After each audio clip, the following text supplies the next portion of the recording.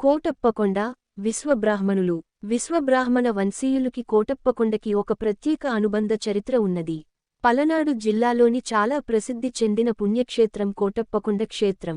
శివరాత్రి తిరునాళ్లకి ప్రభలు ఊరేగింపు వైభవంగా నిర్వహిస్తారు. ఈ ప్రభలు కోటప్పకొండ చుట్టు పక్కల ఉన్న పల్లెటూర్లలోని విశ్వబ్రాహ్మణ వంశీయులు చేత తయారు చేయిస్తారు. వినుకొండ దగ్గరలో ఉన్న కనుమర్లపూడిలోని విశ్వబ్రాహ్మణ వంశీయులు వీరయ్యాచార్యులు, శరభయ్యాచార్యులు గార్లు తయారు చేసిన ప్రభ చూడడానికి ప్రజలు భారీ సంఖ్యలో తరలివచ్చేవారు. వీరు కొండ వద్ద బొమ్మల నెలవు నిర్వహించేవారు. అంగి, మంగి అని రెండు మర బొమ్మలు. ఈనాడు మనం చెప్పుకునే రోబోట్లు. సర్పంచ్ గారు, కరణం గారు వచ్చారు కుర్చీ వెయ్యి అని అంగి అంటే మంగి కుర్చీ తెచ్చివేసేది. అటువంటి మర బొమ్మలను తయారు చేసిన కనుమర్లపూడి విశ్వబ్రాహ్మణ వంశీయులు విజ్ఞానానికి ప్రజలు ఆశ్చర్యపోయేవారు. ఆయుర్వేద వైద్యులు. ఇక చరిత్రలో ఆయుర్వేద వైద్యం చేసే సిద్ధనాగార్జునాచార్యులు ఒకరు. వీరి వంశం వారే సిద్ధు ఇంటిపేరు ఉన్న విశ్వబ్రాహ్మణ వంశీయులు. ఈ సిద్ధు ఇంటిపేరు కలిగిన కోటయ్యాచార్యులువారు ఈ కోటప్పకొండ క్షేత్రం ఆలవాలంగా తపస్సు చేసినారు. వీరు శివ ఉపాసకులు. ఆనాటి నరసరావుపేట జమీందారు భార్య కడుపు నొప్పితో బాధపడేది. ఎన్నో ప్రాంతాల్లో చికిత్స చేయించినా తగ్గలేదు. విసిగిపోయిన జమీందారు కోటప్పకొండలో ఉండే సిద్ధు కోటయ్యాచార్యులు గారి వైద్యం వలన నయం అయింది.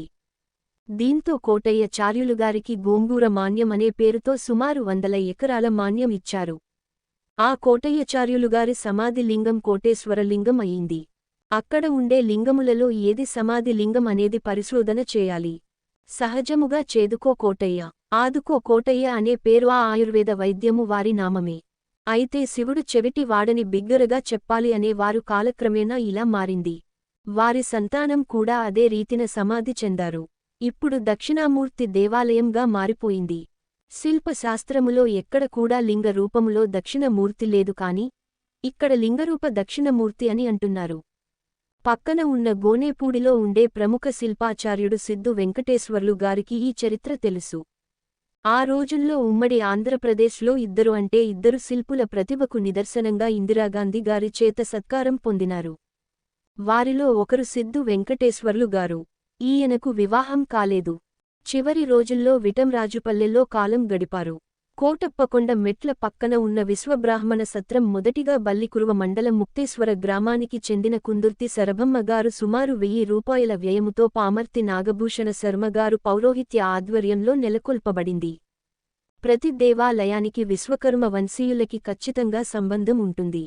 కాలక్రమేణా కోటప్పకొండలోని విశ్వకర్మ వంశీయుల అసలు చరిత్ర మరుగున పడిపోయింది. ఈనాటికి కూడా పూర్వకాలపు జానపద సాహిత్యంలో ఈ విషయాలు చెప్పేవారు. చరిత్ర గ్రంథస్థం చేసే నాటికి తారుమారయ్యాయి. ఆనాటి వారికి ఈ విషయాలు తెలిసినా విశ్వబ్రాహ్మణ అన్న పదాలు తొలగించి చరిత్రలు రాశారు. దాచేపల్లి వాస్తవ్యులు స్వర్ణ సుబ్రహ్మణ్య కవిగారు ఈ విషయాలపై పరిశోధన చేశారు. విశ్వబ్రాహ్మణ వంశీయులు ఎన్నో చరిత్రలు పోగొట్టుకున్న వాటిలో ఇది ఒకటి. విశ్వబ్రాహ్మణులు లేని చోట కథలు చెప్పండి అనే నానుడి సమాజములో ఉండేది. అంటే అంత తార్కికంగా, విమర్శకంగా నిజ నిర్ధారణ ఆలోచన చేసేవారు. ఈనాడు ఆ కథల వినుటకే అలవాటు పడ్డారు. ఆ తార్కిక జ్ఞానం కొరవడింది.